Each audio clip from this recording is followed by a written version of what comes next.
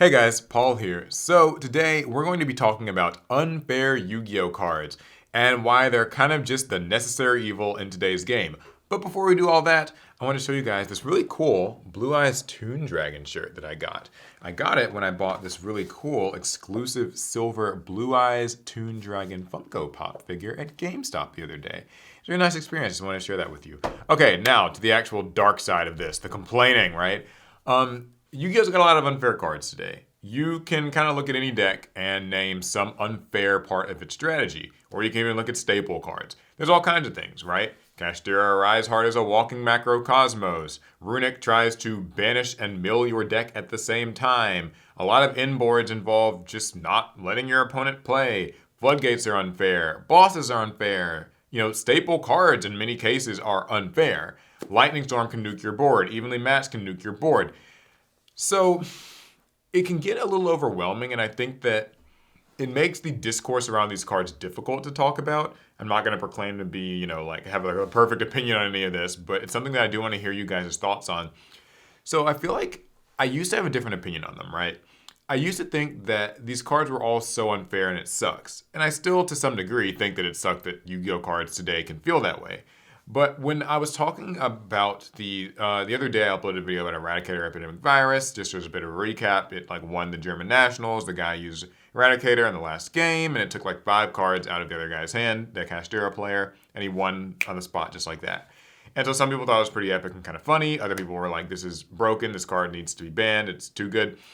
And it made me think, they're right, actually, about Eradicator Epidemic Virus, that is.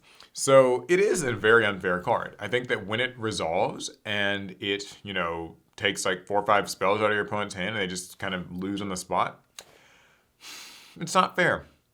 But then you remember, well, if you didn't do that, though, then what was the alternative? Dealing with Kashtira Arise Heart? Or as of just a couple months ago, having all your zones locked, right?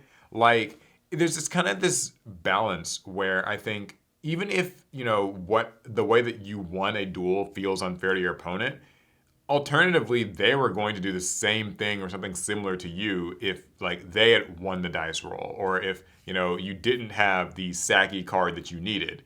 So I guess if you want to bring that into a broader perspective, the combo versus control debate, right? Combo decks feel like these stupid, annoying, control-y trap decks, whatever, that you run all these floodgates and it's annoying, or the board breaker cards like Dark Lord No More aren't fair.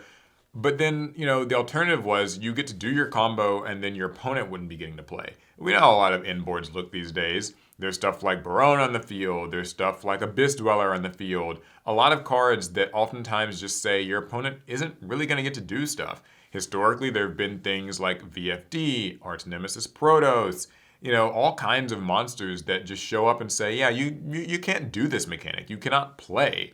And, it almost feels to me like pretty much every deck right now has to have something unfair. If you don't have something unfair in your deck, you're probably just not winning. I don't think that even just applies to kind of the generic X-Deck boss monsters, although those are certainly, in the conversation. But, really just any card, any deck, any kind of major strategy that you look at today, it's got to feel a little bit overwhelming. It's got to feel a little bit unfair. I'm not saying I like this, but I am saying that it's the reality. So let's take several of the top decks right now. The Branded deck, for instance. Okay, so I don't really think that Branded Fusion is a fair card by any stretch of the imagination. There is so much value that you get off of just resolving one Branded Fusion. It's actually kind of insane the way that single card can set up an entire strategy. And then, of course, you add in all of these cards the bestial monsters, all the different Albaz support, Lubellion, Mirror Jade, the myriad of other dragons that they now run that all fill some sort of application. It can really feel very overwhelming, and that deck can fuse and fuse and fuse and fuse, and it feels like their turn never ends, and they accumulate so many cards. So in that way, it's just not fair. But the thing is, if you want to beat Branded, or if you want to beat a deck like it, then you're going to have to use something that's similarly unfair. What might that be? That could be a Floodgate. It could be a card like Dimensional Barrier. people complain about Dimensional Barrier because, it locks the opponent out. So, like, if I use Dimensional Barrier and I'm able to call Fusion and they just have to kind of end their turn and I beat them next turn and that's the end of the story, yeah, it feels like an unfair, maybe undeserved win. But the alternative was that it was going to be me staring down a field of how many monsters with how many interactions that I can't play through. So it's weird, right? And even with like cards like Super Polymerization, which don't get me wrong, I don't like Super Polymerization. It's not like, fun. It's not a very interactive thing. But if you think about the monsters that are oftentimes getting super polyed away, well, I mean, were you going to be winning otherwise? Was their goal to just be kind to you and let you do everything that you want as long as you don't super poly them? No, it's not. And that's just the branded side of the equation, right? We can take this to, something like, what's another good example? The Runic deck, okay? So Runic isn't really fair. It recycles spell cards. They get to, draw 3 cards on both players' turns. They can use the spells from hand. They banish your cards in the process of doing all of this. It isn't fair. It's really not. I mean, there's not any other deck that can do that. And yet, if you want to stop them, then you're going to have to use some sort of spell shutout type of negation thing. It could be like a spell canceller. But then spell canceller's a floodgate, isn't it? It could be an Aturia Beast. But that's also effectively a floodgate, isn't it? There's so many cards like that where it kind of makes you think, well, the alternative is that you have to cheat to win. Maybe even let's talk about the board breaker cards that are around today. So I mentioned, Lightning Storm and Evenly Matched, but also even like Dark Ruler No More, right? People complain because it's like, oh, I can't respond to this card. You can't use monster effects.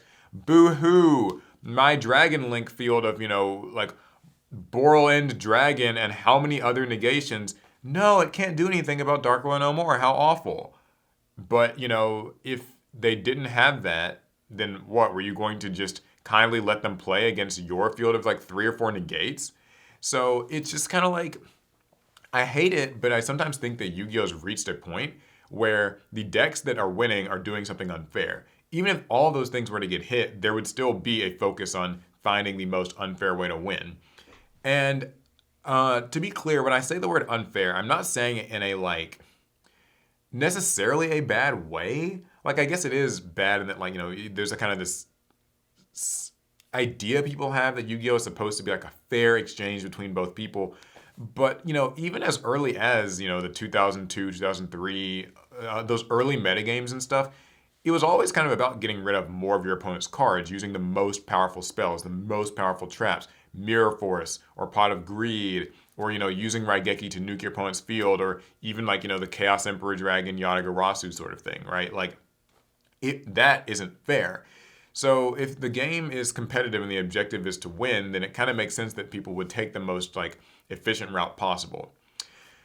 So now to back up a little bit more from this and put my personal opinion into it, what I don't really like is that Yu-Gi-Oh has gotten this way. It's been this way for a while, but I think that today, I guess it's more pronounced, the unfairness, because it's kind of condensed to a single turn or two in some cases. Not in all cases. There are certainly grindier games that happen now. But a lot of times, games can be decided by who goes first. And it's because a lot of decks can just do so much in one turn. I'm not complaining about the fact that, these decks can do a lot because there's counterplay to these things. Combo decks can be countered by Nibiru, or they can be countered by Dark Ruler No More, or they can be countered by Evenly, or they can be countered by Super Poly, or they can be countered by a Kaiju in the right place or time or whatever. Drone Lockbird, all kinds of things. So I'm not saying oh, Modern Yu-Gi-Oh just sucks, or that it's just unfair, in that way. It's fair because one deck can do something obnoxious and the opponent can do something obnoxious back. It's just, I guess the power level of it all can be a little bit overwhelming at times. But maybe that's just what makes it what it is. I don't know. So I end this conversation feeling a little bit mixed, and that's where you guys come in. What do you think about the kind of unfairness of the game? Are there certain cards that you want banned, right? I'm sure there are. Ask yourself though, if said card was banned, were you planning to, do something honest against your opponent? Let's say, that in the very first example, that Eradicator Epidemic Virus is banned, right? So that they can't sack you and take all your spells away. And so this Kashteri player got to use his hand of 5 powerful spell cards. And you know the types of spells that Kashteri have access to. Pretty good field spell, Kashteri Birth or whatever, right? Like, these aren't exactly fun little cards. So the alternative was that, he might just be a Rise Heart locked, and, that was going to be what happens. So which is more fair? Is it the person who I guess has to maybe like activate more things and work harder? Maybe that like could be, it's like it's more, because they worked harder and memorized a combo, they deserve to get the field of like floodgate monsters and negations. I don't really know. Like that's kind of where I land with it. It's just that you can argue any card should be banned, but like the answers need to also be banned. It's like we have powerful things, they have powerful answers, and so it's a mess, and it's a very exhausting, and that's I don't have a perfect conclusion to it. I'm maybe I'm like not even viewing it in the right lens, where there's like a different line that you can draw as far as like what is too unfair versus what's not. Is Access Code Talker too strong of a board breaker? But well, Boral Sword was like okay because it didn't, you could still kind of react to its effects somewhat and like that sort of thing. Like I don't really know. I think everybody's just going to draw the line kind of right in front of what they think is okay and what decks they think should be allowed to exist. But then someone else will just disagree and say, well, it's not fair that you get to do that. I think the penultimate card also that I just thought about that really like ties this all together is the debates around probably 2 particular cards. There's 2. One kind of more of a Master Duel, one's more of a TCG thing. Mystic Mine for the TCG and Master Duel, I think it's Max C, where like I think we just had the most amount of discourse around this when Mystic Mine was legal. I'm not saying I'm a Mystic Mine lover. I'm just saying that like kind of from a objective, cards are just cards. We're just talking about them point of view. Mystic Mine countered the powerful combo decks of Yu-Gi-Oh! It just did not allow them to play. The alternative was that they were going to combo off and lock you out. And that's like, just there's such a back and forth with that. Now, I'm glad Mystic Mine got banned. I do not like the card personally. I'm just saying it like in a, holistic view, it was a good example of this strong cards, strong answers. Strong answers, strong answers. And in Max C, or in Master Duel, it's Max C, where, there's like people who think that, well, it's a good way to check these combo decks. They're so strong and obnoxious. And you play a little bit of Master Duel ranked, I'll tell you what, some of these combo decks can go off. Turns can go forever and ever and ever. They'll combine engines and they just go. And in those cases, sometimes Max C is the perfect check to it. But it can also be equally sacky when it's just played against you and you need to make a comeback. So I don't know. Let me know where you guys draw the line on it. What do you think?